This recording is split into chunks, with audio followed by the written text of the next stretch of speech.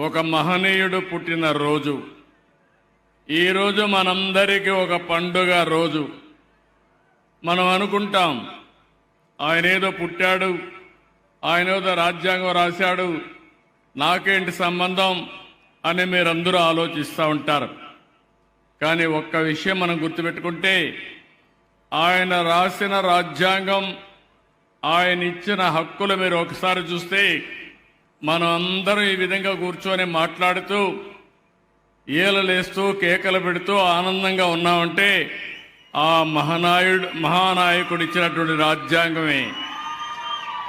ఆయన ఒక్క మాట చెప్పాడు, నేను నా ప్రజలకు ఆయుధం ఇవ్వలేదు, దానికి బదులుగా ఓటు హక్కు ఇచ్చాను. ఇప్పుడు దానిని ఉపయోగించుకుని ధీరుడిలా అవుతారో లేదంటే దాన్ని నమ్ముకుని బానిసలుగా మారతారో వారి చేతుల్లో ఉందన్నాడు. అంటే ఎగ్జాక్ట్గా మొన్న ఎలక్షన్లో జరిగింది.